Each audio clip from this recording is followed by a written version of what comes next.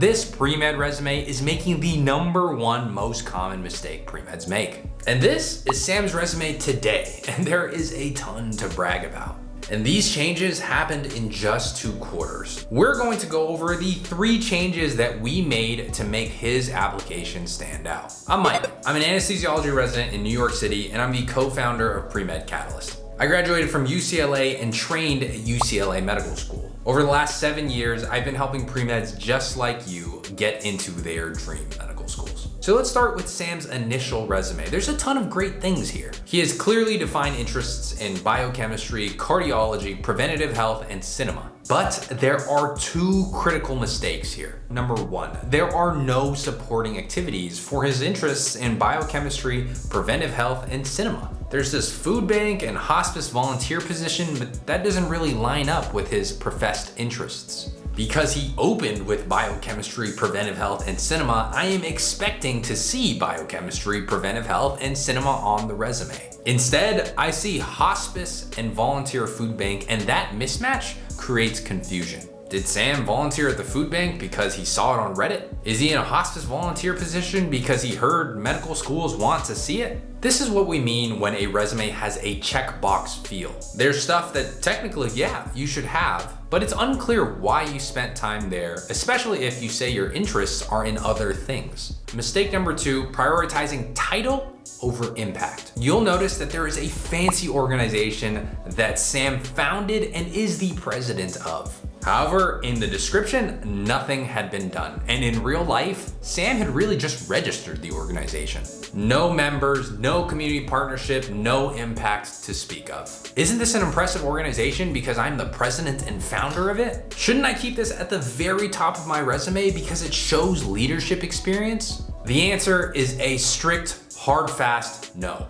A core concept that so many pre-meds misunderstand is overemphasizing title, uniqueness, optics, and underemphasizing impact. Adcoms are looking for evidence that if you go to their medical school, you will blossom to become a healthcare leader. Medical schools and I both agree that we'd much rather have the general volunteer that was responsible for fundraising $22,000 to put on quarterly health fairs for Hispanic and Vietnamese immigrants than the pre-med who is a founder and president of a club with 3 registered members who did nothing all year. If you feel confused about what matters and what doesn't to medical school admissions committees, that's totally normal. I only have some semblance because I've read thousands of applications over the last 7 years. And I found that that is the exponentially fastest way to understand what to do and what not to do. So if you're finding this video helpful, definitely take a look at our application database. There are 8 full applications, everything from the GPA to the MCAT to the personal statement to the work and activities section, everything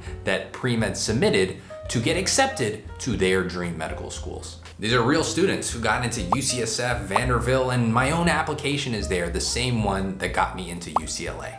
Those were the 2 huge missteps that were preventing Sam from being competitive to his goals of top 20 medical schools. He needed to make some substantial changes, and so together we made 3 of them. First, we figured out which of these themes he wanted to be world-class in, and unequivocally, it was cardiology for him. So what originally started as a clinical research project in electrophysiology, we surrounded with 6 more relevant extracurricular activities looking at cardiology from different angles. We added a basic science project, an anatomy research project, another clinical research project. We threw in some cardiology specific shadowing and a non-clinical cardiology volunteer position. What started as an interest in cardiology supported by 1 sole clinical research project blossomed into an entire pillar of cardiology.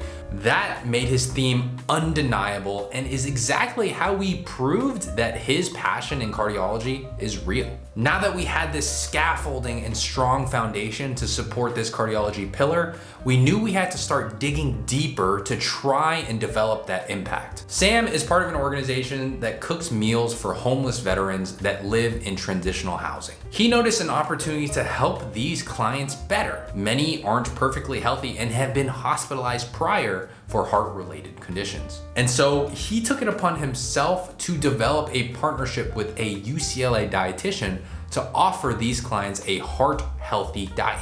He didn't ask for permission. He saw an opportunity, thought about how he could help, and started proactively opening doors and making progress. I want Sam's specific example to serve as a place for you to pause, for you to reflect on all the extracurricular activities you're involved in right now, and think actively about how you can better serve the people you do. And if you're struggling, this is the basic framework we use for all of our Pre-Med Catalyst students. Number 1, can I do more of what we're already doing? Number 2, can I do better of what we're already doing? This is what Sam did for his clients. And 3, after exhausting more, after exhausting better, is there something new that I can offer my people? And remember that if you are world-class in something, Sam in this case with cardiology and the heart, there are unique opportunities and perspectives that you have that other people do not. Very few pre-meds know what a heart-healthy diet is.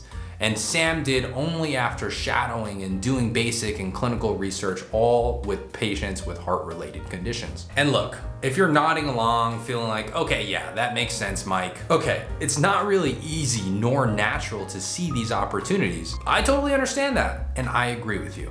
It is very hard. This is why having experience in your corner, people who have already done it and helped other people do the same, is critical. You have the work ethic and dedication, and sometimes you just need the right guidance and direction. Our Pre-Med Catalyst mentorship program is designed with those very principles in mind. We know that the pre-med journey can feel overwhelming, and it's our goal to help you take control back, to figure out your theme, get the extracurriculars that you really need, and have a personal support and accountability system that will help you make the right strategic decisions when you need them. More information about our mentorship program is available in the link in the description box below. Now back to Sam's third and final change, shutting down the club that he is the founder and president of. This is arguably the most impactful and most difficult decision that he made over the last year. We believe that before you swing for the fences for that huge aspirational project, you should have a strong foundation of an application built first. Sam envisioned building an organization, fundraising tens of thousands of dollars,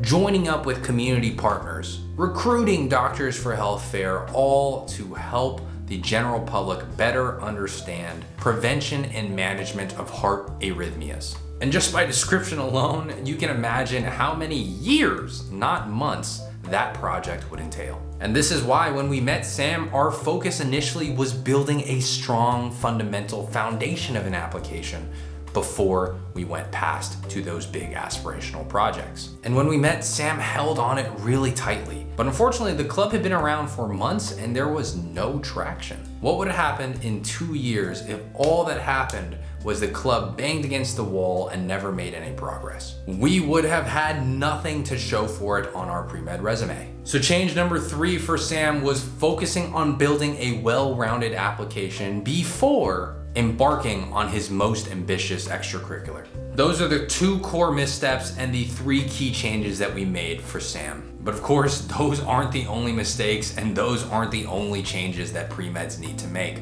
If you found this video helpful, you'll certainly find Calvin's application breakdown just as useful. If you want to save your application from being thrown out by adcoms, check out that video there. Thank you for your time, and I'll see you then.